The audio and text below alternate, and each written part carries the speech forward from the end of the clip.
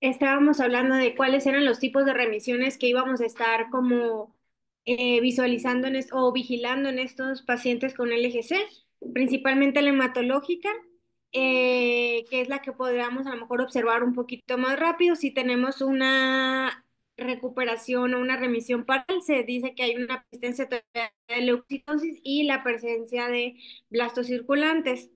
Hematológica mayor cuando los leucocitos ya están levemente aumentados y que ya no tenemos pues como tal blastos. Y una remisión completa hematológica cuando ya tenemos pues normalizada nuestra biometría hemática. Citogenética cuando tenemos un 36 a un 85 o un 95% de células Filadelfia positiva, vamos a hablar de una remisión parcial. Cuando son menos del 36% de células Filadelfia positiva, vamos a decir que es una remisión citogenética mayor y una completa cuando pues ya no existe ninguna de estas, en un 0%. Y la molecular de BCR-ABL, una remisión parcial cuando es mayor a 0.1. Digo, recordando el caso de ayer, alcanzó el niño, pues tenía 1.6, o sea, no a la parcial si al caso, pero pues no ha tenido una remisión mayor cuando tenemos menos del 0.1 y completa cuando ya no se reporta nada. ¿Y dices que a los 4 años debutó? Debutó a los 4 años en fase acelerada. Entonces iniciaron Matinib y prácticamente a los 3 meses cambiaron a Dasatinib porque no había respuesta. Si se recuerdan, esta es una enfermedad de adultos. Sí. Pero y luego de adolescentes. Sí. Que se presenta en niños menores. Ajá, que es más frecuente en niños menores. Sí, a los 4 años digo con fase acelerada y pues. Y otra parte de la clase que faltaba era como las clasificaciones de riesgo del EGC. Aquí puse pues como una comparativa de las que hay, que es SOCAL, la Hasfor Euro y EUTOS, que esta tienen pues varios factores que toman en cuenta. Igual como el tratamiento que utilizan, el SOCAL pues con quimioterapia convencional, aquí utilizan interferón A y pues los inhibidores de tirosinquinasa. Toman en cuenta diferentes factores. En la SOCAL, la edad, el tamaño del vaso, el conteo de plaquetas y el porcentaje de blastos. El Euros pues prácticamente igual y ahí ya toman en cuenta el porcentaje de basófilos y eosinófilos. En cambio el Eutos solo toma el tamaño del vaso, el conteo de basófilos. Entonces, o sea, cada una de estas escalas o estos criterios tienen como fórmulas para sacar un valor dependiendo los factores que tengan presentes y con eso darle pues agruparlos en un riesgo, ¿no? Si eran riesgo alto, intermedio o bajo, cada uno. Entonces vamos a hacer como la comparativa o hablar como de cuál sería el que podíamos enfocar un poquito más en los niños, porque realmente pues son basados en adultos. Ay. Eh, pues hablando sobre la aplicabilidad del SOCAL, que es como la más utilizada en niños, hay un estudio de corte en pediatría, un ensayo de 90 pacientes, donde calcularon o sea, los parámetros o los criterios de puntuación de SOCAL, Hasford y Eutus, comparándolos en unos pacientes que habían tenido respuesta a tratamiento de 3 a 6 meses. Y los resultados fueron que SOCAL, el 62% de los pacientes estaban en bajo riesgo y un 22% en riesgo intermedio y un 16% en riesgo alto, según pues los criterios que tiene SOCAL o los valores que ellos toman en cuenta. Eh, y en ese mismo estudio, pues las puntuación de EUTOS mostraron una correlación significativa para un tratamiento temprano, a diferencia de la puntuación de SOCAL, que eso nos habla que pues como tiene menos criterios, a lo mejor podríamos ser como más, pues el tamaño del vaso en los niños a lo mejor es más variable y que no nos va a dar como tan específico, entonces EUTOS es como que en este estudio como el recomendado. Igual en un análisis retrospectivo donde se estudiaron 106 pacientes menores de 18 años, igual evaluaron las tres criterios o los tres escalas Igual Esocal categorizó 33% de bajo riesgo, un 32% en riesgo intermedio y un 5% en riesgo alto. Esto con una supervivencia global libre de eventos a los 48 meses, pues fue similar en los tres grupos de riesgo, de un 87, 79 y 83. Volviendo a decir que pues que esta puntuación no es pues tan específica y no es tan, ajá, para resultados en pacientes pediátricos.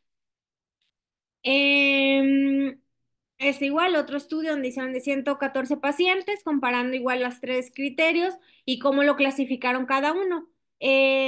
Compararon Socal con Hasfar en un 53%, Socal Autos un por ciento y Hasfar Autos un 98%. El estudio destacó que pues una inconsistencia en cuanto a Socal para pacientes pediátricos, porque recordando pues esta es la que tiene como más criterios de todo. Este, entonces, pues que no es la recomendada. Entonces, como conclusiones en cuanto a estas guías aplicadas, SOCAR está ampliamente validada en la población adulta, pero no va a predecir resultados de confiabilidad en nuestros pacientes pediátricos. Eh, los estudios indican que la puntuación de ETUS puede tener la mejor valor predictivo como para utilizar en nuestros pacientes, comparándolos con los de SOCAL y Hasford.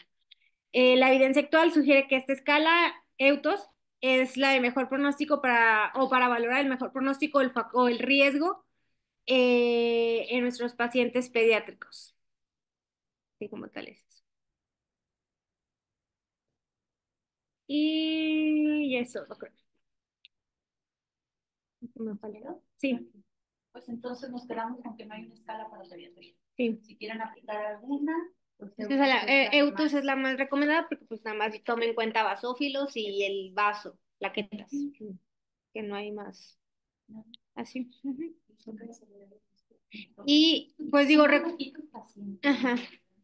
No terminamos como la evolución de nuestro paciente del caso clínico, de que le habíamos puesto al principio. Digo, ya viendo eso y recordando ayer también como de que con el paciente que tuvimos, íbamos a ver como que qué era lo que esperábamos en nuestro paciente. Sabía, bueno, lo voy a recordar aquí para que se acuerden. Un paciente masculino de 13 años. Ajá, él consultó por pérdida de peso, anorexia, hipoactividad y palidez generalizada, recordando que había estado tratado nada más por médicos particulares como una gastritis, que hasta un gastroenterólogo igual le dio tratamiento para gastritis, y que en ese momento de la consulta igual era COVID positivo, ¿no? Antecedentes de importancia, no tenía ninguno, mamá hipotiroidea nada más, y de ahí en fuera pues ninguno. En cuanto a la exploración física, recordando que encontramos nada más ganglios cervicales, uno lateral derecho y dos laterales izquierdo de 0,5 centímetros, uno supraclavicular. Y en inguinal igual 0,5 centímetros y se palpaba hepatomegalia y esplenomegalia. Ah, no se palpaba, sí, no se palpaba hepatomegalia, esplenomegalia sí. Pero no tenemos los centímetros, sí, no tenemos los centímetros. Y en cuanto a los laboratorios con los que ingresó, pues igual viendo que tenía predominio pues de toda la serie granulocítica.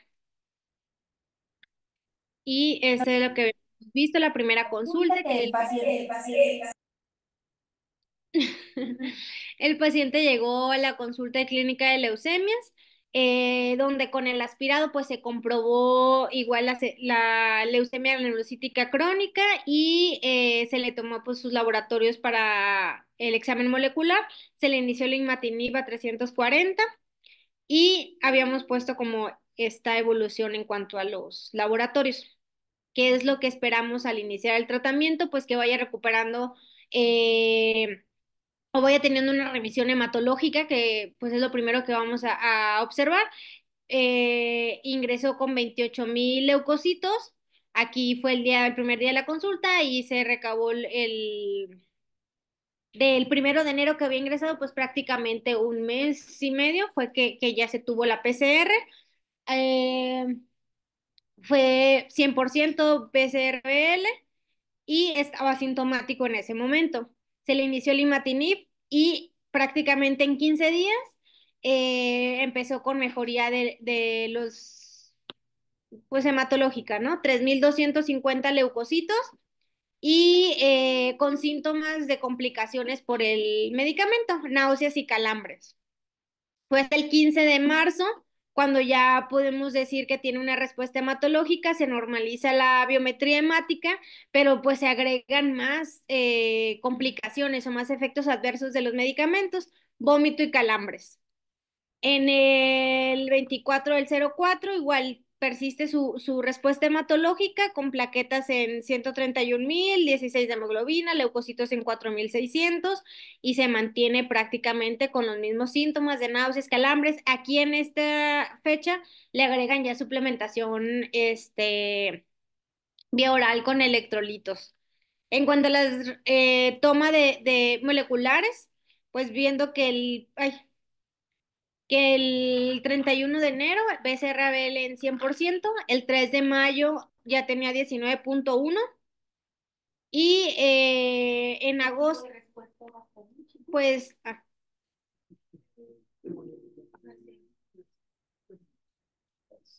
Y eso le llevó de enero a mayo. Okay. ¿Cada cuánto debes monitorizar? Cada 3 meses quedamos que íbamos a estar monitorizando. Para agosto ya teníamos 0.2 y para noviembre del 2022 en 115. Aquí leyendo pues las notas de las consultas, aquí el niño pues estaban muy agudizados los síntomas, entonces sí hubo pues no una adherencia tan buena al tratamiento y aparte de que pues de adolescente, el doctor me comentaba que ese es como que el paciente más complicado y que los demás tienen una respuesta hematológica bien y como una evolución clásica, ¿no? Entonces en este fue el único que se vio pues de que es el de 13 años, los otros pacientes que tiene es uno de 10 años y el otro de 11. Entonces, con ellos me comentaba que pues el adolescente es más difícil también que tengan este apego al tratamiento y que se ve este tipo de comportamiento de pérdida de la respuesta molecular y que aunque los papás nos digan o los niños de sí se la está tomando, pues ahí es donde nos damos cuenta que no hay una adherencia. Entonces, que con este niño sí pasó así. Más que nada lo asocian a que pues los efectos secundarios, pero pues el doctor cree que es más porque no se toma el medicamento como es. Entonces que ahorita igual está pendiente. Sí, sí, sí. Que no se los tome, pero porque por los efectos, claro. Entonces ahorita el último molecular que tenemos es del 31 de octubre del 2023 del año pasado, prácticamente un año, y si está en 0.02. Y en estos casos, en estos niños con estas edades, porque nos van a tocar los pediátricos, ¿hasta cuándo le van a dar tratamiento? ¿Cómo lo van a suspender? ¿No lo van a suspender? Pues, todavía existe mucha controversia, ¿sí? Y las tasas de recaída en quien lo suspende porque hubo una respuesta completa, temprana, que es el único criterio en el que pudieras suspender. Pero la tasa de recaída es hasta el 50. Sí. Embargo, pues es ahí donde se nos complican las cosas porque finalmente en un paciente de 60 años que lo llevas a remisión completa, profunda o total, y le puedes suspender en algún momento, tienes chance de la recaída y volver a entrar en tratamiento. O a lo mejor ya la vida no le da mucho para recaer, no lo sé. Sí, creo que yo puse los Pero estos niños, ¿cuánto tiempo los vamos a tener? ¿Qué opinan? ¿De por vida? Trasplante, pero ya se están trasplantando cada vez menos. El manejo de trasplantes pacientes que son resistentes hasta los de tercera generación. Hay varios criterios específicos para trasplantes. Resistencia, no acceso a medicamentos, pero yo no sé qué sea más caro. No sé, pero de por vida habría que sacar como un presupuesto. Un cálculo, creo que era más barato. En donde hay disponibilidad y donante compatible. ¿Verdad? Entonces, si hay donante compatible y existe esa situación, pues pudiera trasplantar. Porque ¿cuáles quedamos que son los efectos a largo plazo de los medicamentos y de las medicinas? Cardíaco. Sí, cardíaco. Digo, en nuestros niños que hablábamos más en lo del crecimiento, endocrinológicos, infertilidad. Sí, o sea, todo lo endocrinológico es lo que nos afecta. Ajá, entonces, esos niños, pues sí, saber Que que desde un teníamos principio que hay que hablar con los preservar. papás, Ajá. de que ahí se van a quedar bajo de la talla adecuada o esperada para su genética y para su edad. Y en quien puedan preservar óvulos o espermatozoides, pues es como... Sí. Bueno, aquí les puse otra vez esta que recordando el niño de ayer tenía la THR 315 y pues que es resistente y el único que se puede dar es ponatinib. Entonces digo, aunque no es de los que está, que por eso el niño tiene muchos efectos gastrointestinales y que es el principal motivo, pues él tiene 6 años, a lo mejor es más fácil que se adhiera al tratamiento, pero que le comentaban a Cata que es como que lo más complicado para ellos porque muchísimo más efectos, secundarios y que sí, le digo, sí, se inició luego que encontraron la mutación, que prácticamente fue en el primer, ¿Y ya le buscaron donador? Ajá, o sea, lo estaban haciendo el protocolo ahí, pero encontraron, no. Bueno, ahí le dijeron a Cata, o el resumen que trae, que no hay asociación como de que del IMSS para allá o algo así. Convenio. No hay convenio. No, Sí, convenio. pero digo, en la histocompatibilidad no se hizo. No sabemos. Ah. Cata trató de conseguir la información, pero Ya. las compañeras de allá no nos quisieron dar nada. Entonces ya el doctor Toro fue el que le dio como un poquito más de información de lo que él sabía y lo que pudo como investigar, pero no hay mucho. Y la señora dijo que va a regresar allá. No sé qué es su plan. Este tema.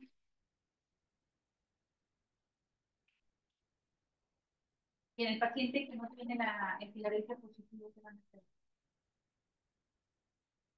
Es el 5 a 10%. Tiro sin quimio. Hidroxiurea, Sí. hidroxiurea, quimioterapia. Ujú. Muy bien. Adelante. Aquí me salgo, le doy pausa. Muy bien, mamá, gracias. Sí, porque luego me dice el Byron que no guardo nada. Que le van a dejar de grabar. O pausar o qué sé. Pero tú ya entraste. Pero no, mejor yo presento bien. Bueno, pausa. Pero se graba. Sí, también se graba.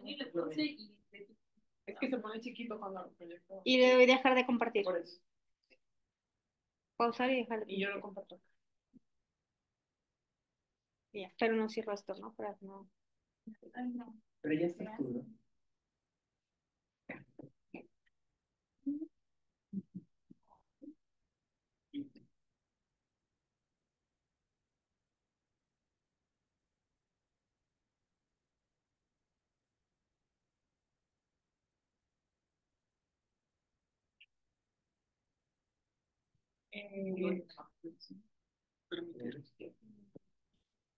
Permítete.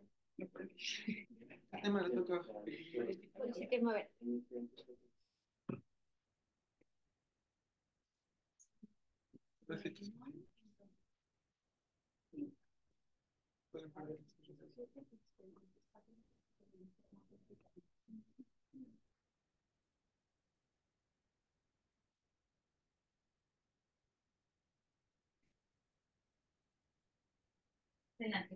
Muy bien. Bien, buenos días. Vamos a continuar el módulo con el tema de policitemia vera. Entonces,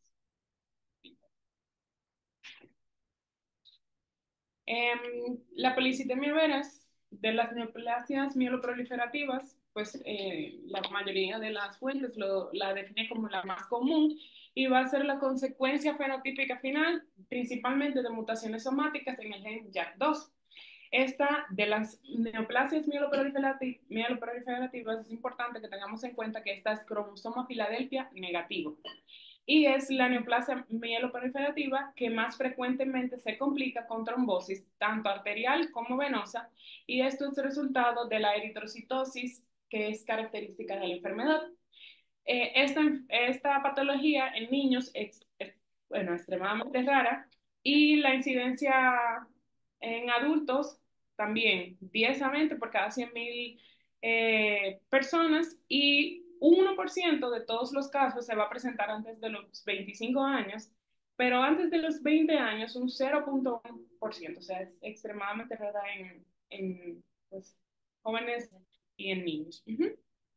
Entonces, esta enfermedad se va a caracterizar por las siguientes manifestaciones. Principalmente una proliferación clonal de progenitores hematopoyéticos que se va a expresar principalmente por un incremento en la masa eritrocitaria.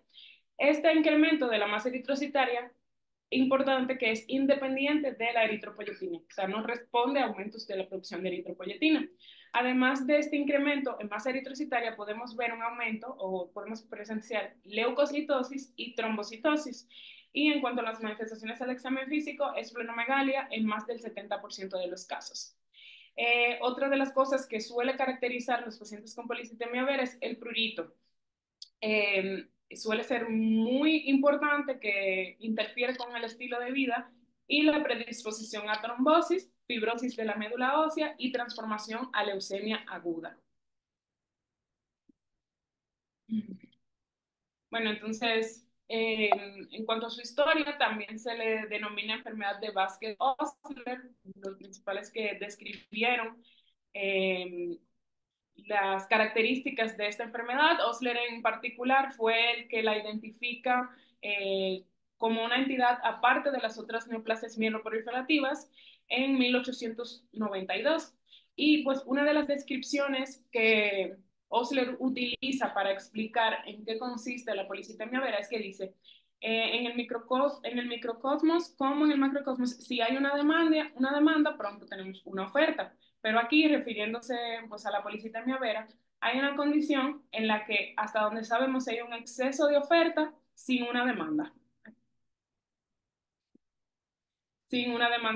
correspondiente. Y este mismo enigma es que se enfrentaba para ese tiempo en lo que es la leucemia y otras enfermedades donde la sobreproducción de este tejido era esencial para la fisiopatología de la enfermedad.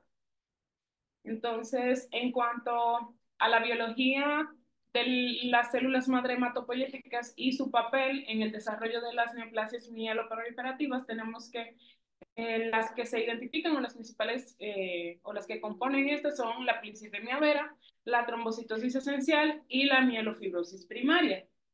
Todas estas entidades son trastornos clonales de la célula madre hematopoyética. Entonces, aquí, como vemos en esta figura, eh, tenemos este es el concepto que pues hemos visto repetidamente de la jerarquía entre las madres hematopoyéticas. Entonces tenemos esta célula a largo plazo que va a dar origen a la célula madre a corto plazo, y esta pues a progenitor mieloide o al linfoide. Pero aparte de este camino que puede tomar, tenemos que esta célula madre a largo plazo puede dar origen directamente a todos estos, a la célula madre progenitora megacariocítica, a la megacariocítica y eritroide, y a la mieloide común. Entonces, esto nos da estos tres diferentes caminos que puede tomar ese progenitor a largo plazo.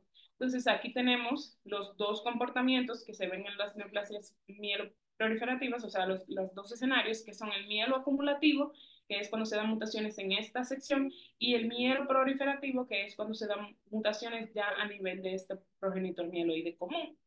Y en específico, en cuanto a la policitemia vera, se ha identificado pues, en el mielo proliferativo, pero para la activación del JAK2.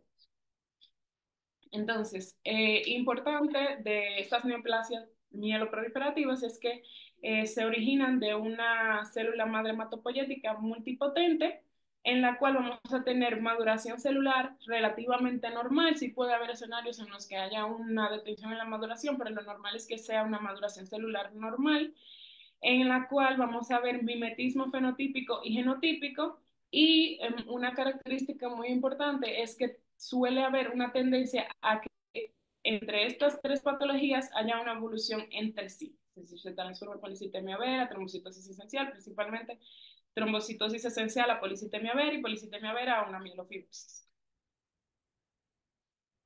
Entonces, para entender un poquito de pues, las características, tanto las manifestaciones como las características inherentes de la enfermedad, importante que repasemos un poquito de la fisiología de lo que es el volumen sanguíneo.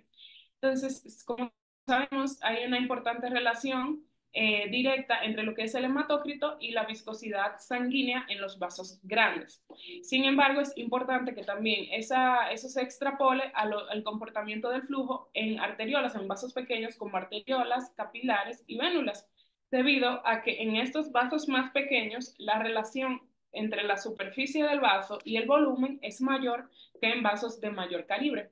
Entonces, todos estos cambios o este aumento en la viscosidad nos va a llevar a que se potencialice o aumente el riesgo potencial de trombosis en órganos cuando la masa de glóbulos rojos va a estar aumentada. Entonces, ya que sabemos esto, es importante recalcar que el hematócrito que medimos no va a ser uniforme en todos los órganos. Se sabe que el hematócrito suele ser más alto en ciertos órganos como el vaso, el hígado y más bajo en otros órganos como que son más propensos pues, a necrosis como un mecanismo de protección como el cerebro, intestinos y riñones. Entonces, como mecanismo o para mantener la homeostasis o mecanismo fisiológico normal, cuando hay un aumento en la eritropoyesis, ya sea por ejemplo por hipoxia, va a haber una disminución recíproca del volumen plasmático. Por ejemplo, eso también se ve cuando se transfunden glóbulos rojos y como para mantener este volumen sanguíneo normal es a expensas de un aumento en la resistencia vascular periférica. Pero ¿qué se ve en la policitemia vera?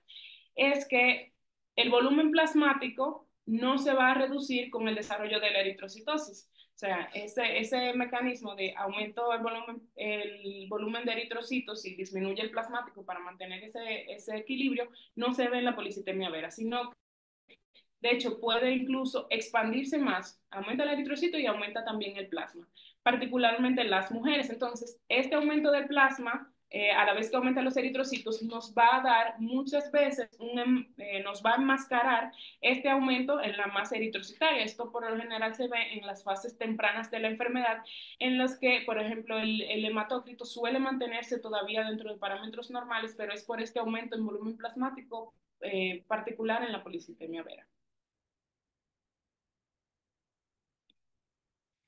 Entonces, también, importante que tengamos en cuenta, hematócrito alto no es sinónimo de eritrocitosis. A su vez, hematócrito normal no es sinónimo de ausencia de eritrocitosis. Esto en el escenario particular de un paciente en el que estemos pensando en policitemia vera, y esto es por lo que expliqué anteriormente que lo normal es que cuando aumenta esta masa eritrocitaria o la concentración de eritrocitos, disminuya la cantidad de plasma, pero muchas veces en policitemia esto no va a ocurrir. Entonces, el hematócrito elevado puede ser el resultado de la concentración del volumen plasmático, no necesariamente por el aumento de la masa eritrocitaria, a menos que en estos casos el hematócrito sea mayor al 60% en hombre o mujer. No es posible que distingamos la contracción del volumen plasmático de una eritrocitosis absoluta. Por esta razón, el grupo de estudio de policitemia vera estipuló que la determinación de la masa eritrocitaria y el volumen plasmático debe ser parte integral del abordaje de un paciente con policitemia vera, no solo que veamos el hematócrito, por todos los mecanismos que he explicado que pueden interferir al momento de que midamos el hematócrito del paciente. Entonces, ellos recomiendan más que se realice una medición directa de la masa eritrocitaria. En cuanto a la fisiopatología de la enfermedad, tenemos que la policitemia vera se va a caracterizar por una clonalidad, es decir, la adquisición de esta mutación en una célula madre progenitora y la independencia de este aumento de eritrocitos de la eritropoyetina.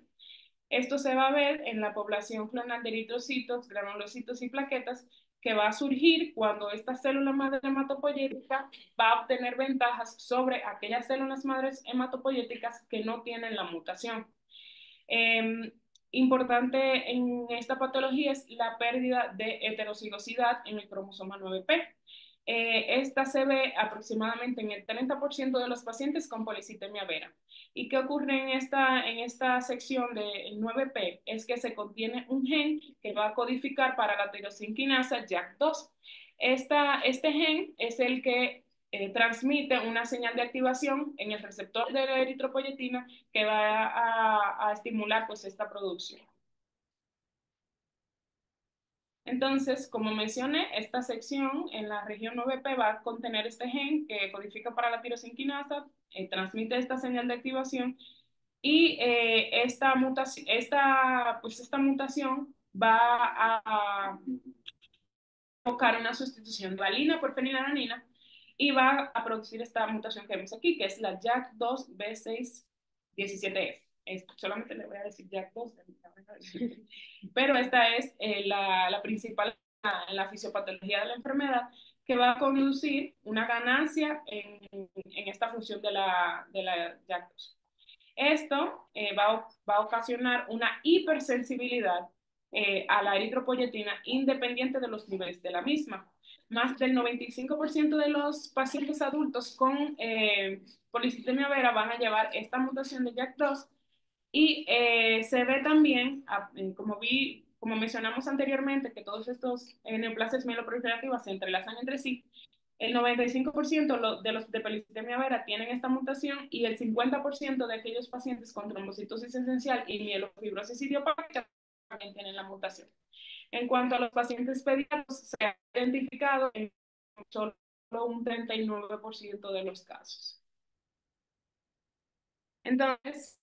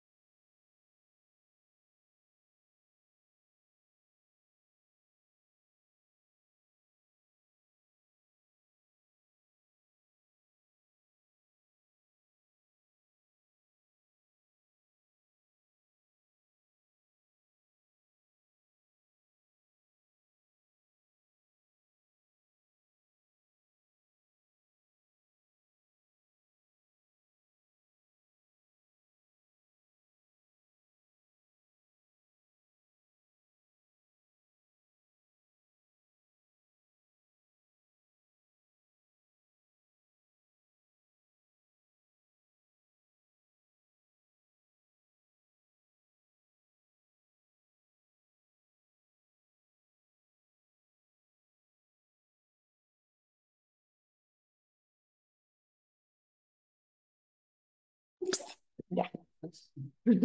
Es que lo pagué para Mainan. Bueno, entonces, aquí en este gráfico vemos representado la progresión normal o típica de un paciente con policitemia vera, que vamos a ver tres fases. Una fase prepolicitémica, una fase policitémica y una fase ya terminal. Entonces, en la fase prepolicitémica, que es esta que vemos aquí, en la cual se adquieren estas mutaciones, disminuye la eritropoyetina y aumenta pues, la masa eritrocitaria, es una fase prodrómica en la cual vamos a observar una eritrocitosis que por lo general suele estar pues en el límite superior o dentro de la normalidad, y esto es principalmente por todos los mecanismos compensatorios que tiene la patología que mencioné anteriormente. Luego tenemos una fase policitémica. En esta fase que vemos aquí, que inicia cuando ya estos mecanismos no son suficientes y suele ocurrir el aumento de la masa eritroide. Entonces, aquí ya va a aumentar el recuento de glóbulos rojos, aunque los principales síntomas a nivel de sangre periférica y médula ósea van a ser atribuibles a la tanto no solo a la proliferación de los eritrocitos, sino que también de los granulocitos y los megacariocitos. Y ya cuando inician esta fase policitémica es cuando inician todas las manifestaciones que he mencionado y es donde se puede ocurrir la progresión a fibrosis o solo a esplenomegalia, y esta suele tener una duración de 10 a 15 años. Y ya por último tenemos la fase terminal, que es esta que vemos aquí, en la cual la eritropoyesis ya va a disminuir progresivamente. Entonces, pues, por consecuencia, esta masa de eritrocitos va a ir disminuyendo, pero el vaso va incrementando aún un poquito más su tamaño. En esta fase es muy característico que observemos citopenias y se van a asociar principalmente a la hematopoiesis ineficaz y fibrosis en médula ósea, que va a ocurrir por todos los estímulos que hemos visto durante la fase policitémica. Entonces, esta pues fase final en la que vemos citopenias, se le conoce también como una fase gastada, en la cual vamos a tener un fallo en la médula ósea. Este fallo, como mencioné anteriormente, va a ser una combinación de diferentes factores como son la deficiencia de hierro, la esplenomegalia, la expansión del volumen plasmático y por la duración de la enfermedad.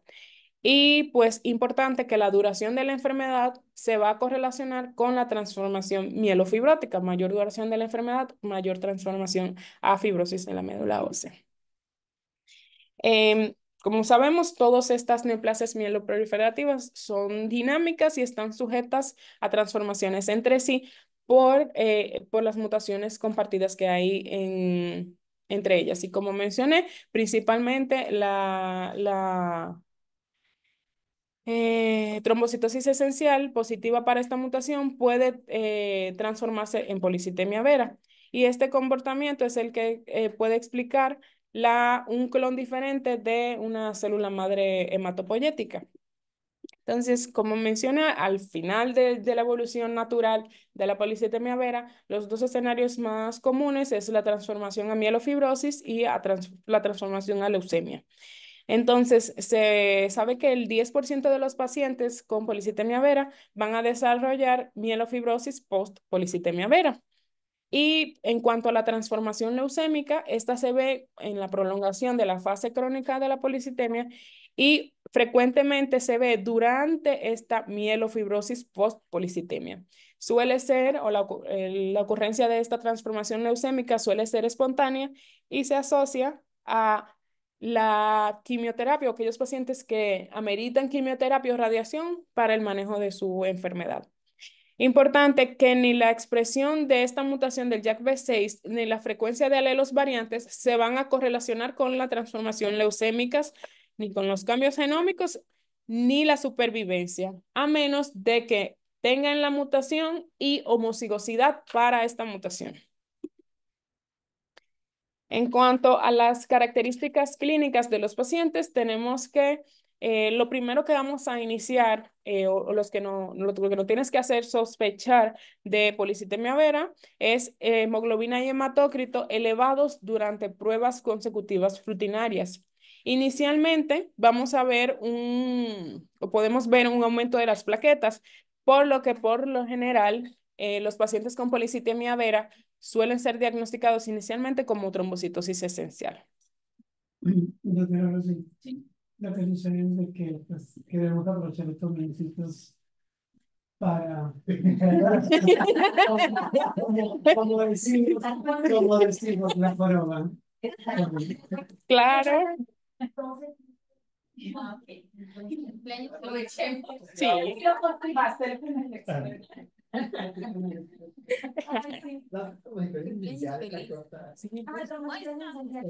Porque hay que La cantar. canción. Ay, sí, ya vamos a ver.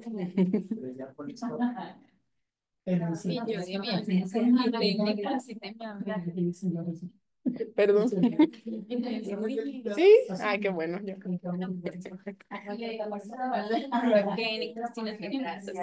No todo, no todo policitemia te lleva al plasma. Exacto. Puedes tener policitemia Normal. Ujú.